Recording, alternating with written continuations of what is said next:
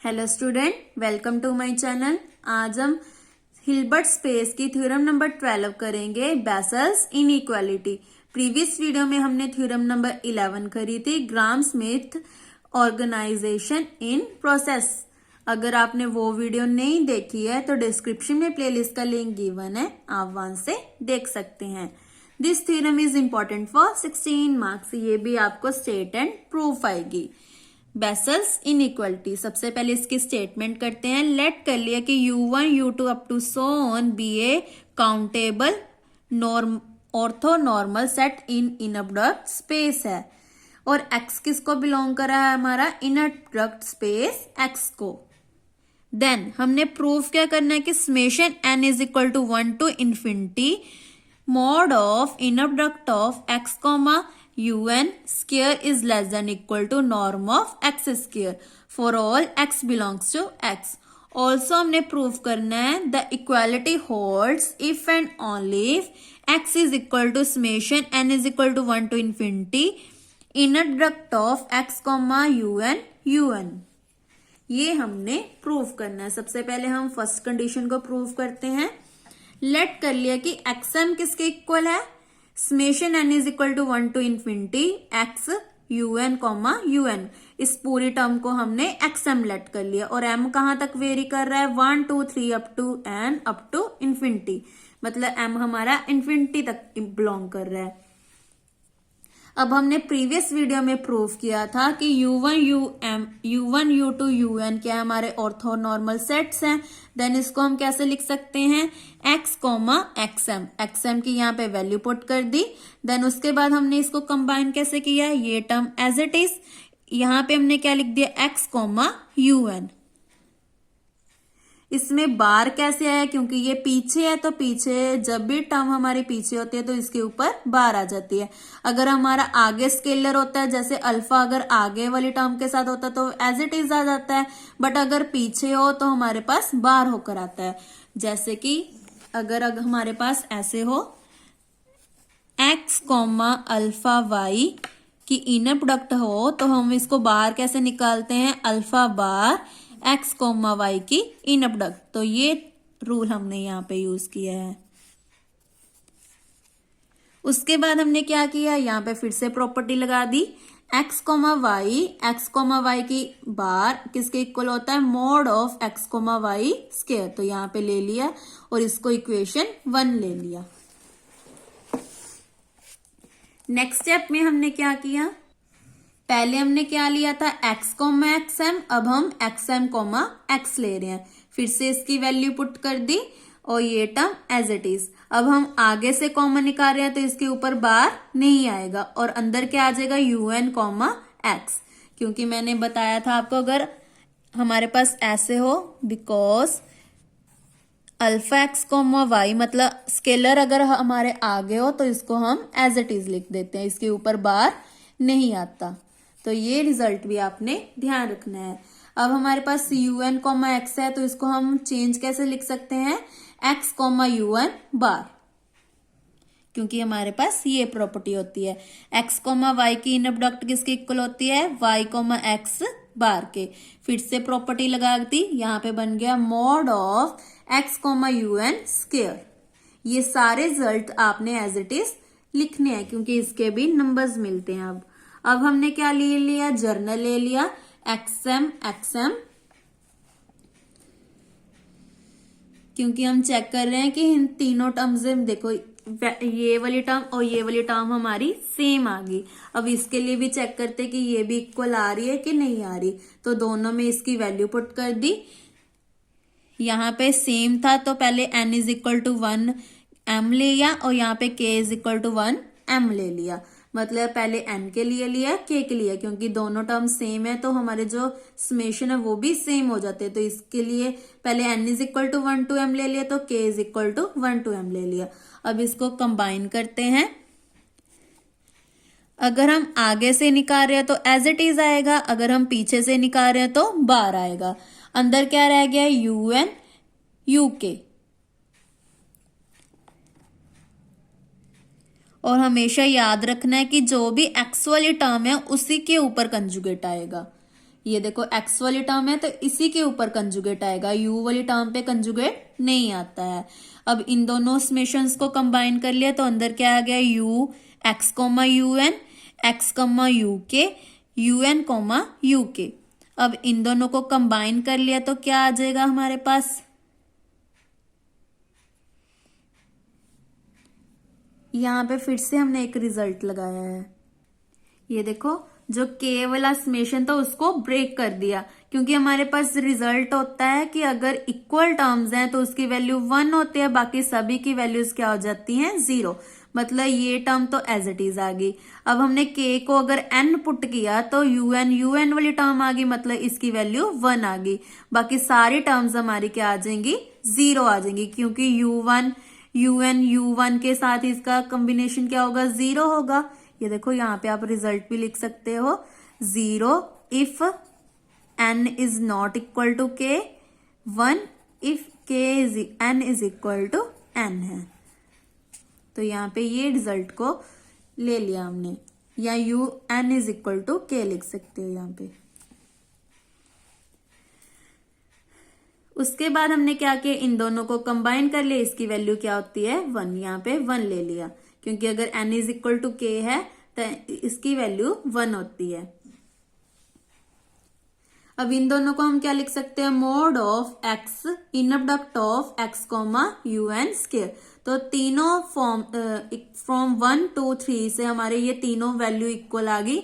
Summation n is equal to 1 to m mod of x n comma u n square. ना उसके बाद इसको ले ली इक्वेशन 4।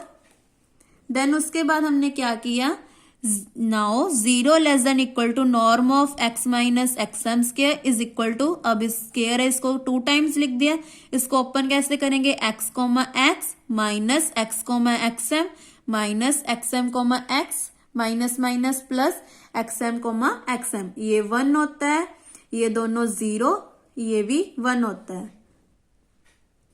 ये देखो यहाँ पे मैंने रिजल्ट भी लिखा है। ये क्या था हमारे पास, 0 less than equal to norm of x minus x m square, ये टर्म एज इट इज, इसके साथ ये टर्म कैंसिल होगी तो हमारे पास ये दोनों टर्म बच गई। इसको लिख दिया norm of x square minus x comma x m. इसमें क्या किया, जो इक्वेशन 4 है वो हमने यूज कर ली।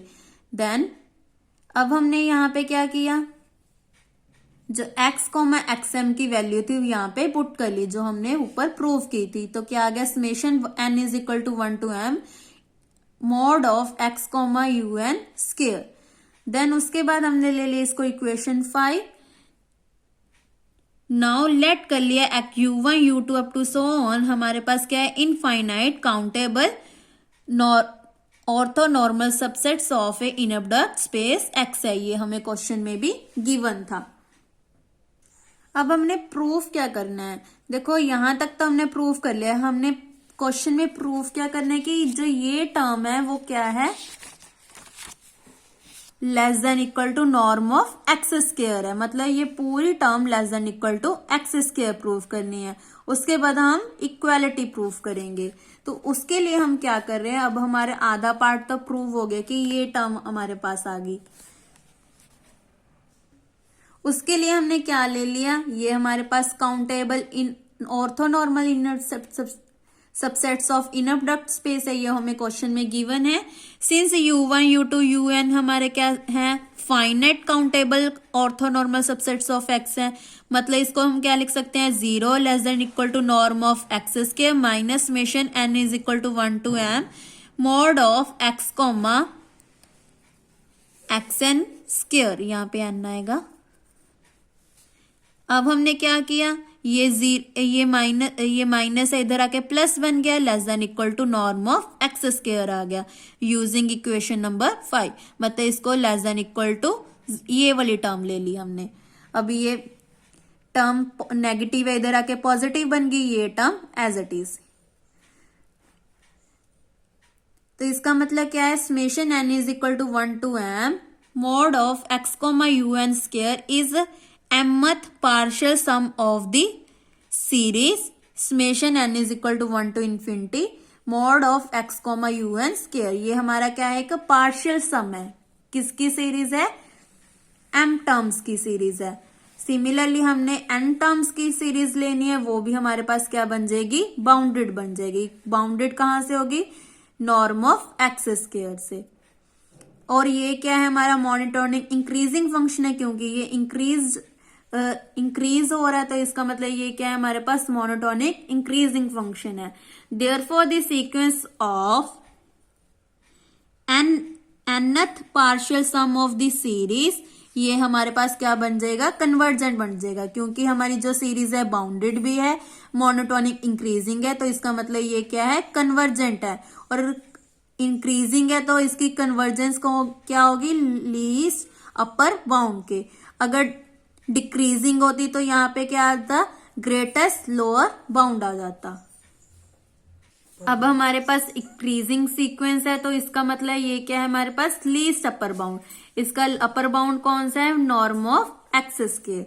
तो यहाँ पे हमने लिख लिया जो हमारी सीक्वेंस है वो क्या है, कन्वर्जेंट है, और इसकी अपर बाउंड कौन सी है, नॉर्म ऑफ एक्स स्क्वायर। यही हमने प्रूव करना था। तो हमारा फर्स्ट पार्ट प्रूव होता है। उसके बाद हमने क्या प्रूव करना है, इक्वालिटी। जो इसकी इक्वालिटी है वो भी होल्ड करती है, तो इसकी इक्वालिटी होल्ड करने के लिए इसको 0 के इक्वल ले आए, और यहाँ पे if and only if case है, तो दोनों कंडीशंस को हम साथ लेके चल रहे हैं। इसका मतलब क्या होता है, इफ एंड ओनली इफ। इसका मतलब इंप्लाइज होता है, अगर इसके आगे भी डाल दे तो इसका मतलब इफ एंड ओनली इफ। तो इसका स्क्वायर उधर जाके 0 बन गया, मतलब x is equal to XM आ गया। XM की यहाँ पे वैल्यू पुट कर दी। देन इसको हम क्या लिख सकते हैं, summation n is equal to 1 to infinity x comma un, क्योंकि m किसको अप्रोच कर रहा है, हमारा इन्फिनिटी को। यही हमने प्रूफ करना था। सबसे पहले हमने क्या प्रूफ किया, चेक किया, पहले x कोमा xm पे ये टर्म लेकर आए, देन xm कोमा x पे चेक करी, ये सेम टर्म आई, फिर xm कोमा xm पे टर्म ये सेम आई, मतलब ये तीनों हमारे पास इक्वल टर्म्स आ गई। उसके बाद हमने कंडीशन लगाई कि हमारी जो नॉर्म है वो तो always greater than equal to 0 है, तो इस टर्म को ले लिया 0 less than equal to norm of x minus xm square, फिर ये टर्म ले ली। देन इसको ओपन करके देखा तो हमारे पास ये टर्म आ गई। सो प्रूफ करके देखा, सॉरी ब्रैकेट्स ओपन करके देखा तो ये टर्म आ गई। उसके बाद हमने ये इनफाइनाइट काउंटेबल ऑर्थोनॉर्मल सबसेट से लिया, जो हमने गिवन भी था क्वेश्चन स्टेटमेंट में। और ये हमने थ्योरम नंबर जो पीछे वाली थ्योरम थी उसमें हमने प्रूव किया था कि U1, U2, UM हमारे पास क्या है, काउंटेबल ऑर्थोनॉर्मल सबसेट्स हैं। मतलब ग्राम स्मिथ थ्योरम में हमने प्रूव किया था कि U1, U2, UM हमारे पास क्या है, फाइनाइट काउंटेबल ऑर्थोनॉर्मल सबसेट्स हैं। उसके बाद हमने जो ये टर्म है उसको प्रूव किया कि ये हमारे पास क्या है, बाउंडेड है, मोनोटोनिक इंक्रीजिंग है। अगर इंक्रीजिंग है तो ये कन्वर्जेंट है। कन्वर्ज किसको कर रहा है, लीस्ट अपर बाउंड मतलब सुप्रीमम को। और इसकी जो लिमिट है वो अपर लिमिट कौन सी है, नॉर्म ऑफ एक्स स्क्वायर। तो इसका मतलब हमारी जो समेशन है वो क्या बन गया, कन्वर्जेंट बन गया। और ये हमारे पास प्रूव हो गया कि less than equal to norm of x square है। तो ये प्रूव हो गया। उसके बाद हमने इक्वालिटी के लिए क्या किया, norm of x minus XM square को 0 के इक्वल ले आए। देन हमने प्रूव कर दिया कि ये टर्म इक्वल है, देन इसकी वैल्यू यहाँ पे पुट कर दी। तो इसी के साथ हमारी थ्योरम कंप्लीट होती है, बेसल्स इनइक्वालिटी। नेक्स्ट वीडियो में हम थ्योरम नंबर 13 करेंगे, Riesz Fischer's theorem. This theorem is also important for 16 marks. जो हम बाकी थ्योरम्स करेंगे, मतलब जो theorem number 11 Gram Schmidt orthonormalisation process, और जो हमने अभी प्रूव किया Bessel's inequality, third is Riesz Fischer's theorem. ये तीनों थ्योरम्स मोस्ट इंपॉर्टेंट है और ये तीनों थ्योरम स्टेट एंड प्रूफ आएंगी और ये तीनों थ्योरम 16 मार्क्स में आएंगी।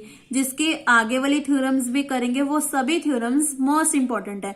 इन सभी में से आपको एक थ्योरम जरूर आएगी, क्योंकि जो हिल्बर्ट स्पेस है इसमें से आपको 32 मार्क्स का पेपर आना है, क्योंकि शॉर्ट क्वेश्चंस भी इसी में से आएंगे और जो 16 मार्क्स के क्वेश्चंस बने हैं, वो भी इसी चैप्टर में से आने हैं। तो सबसे पहले आपने सेकंड यूनिट का ये चैप्टर अच्छे से प्रिपेयर कर लेना है। Thank you.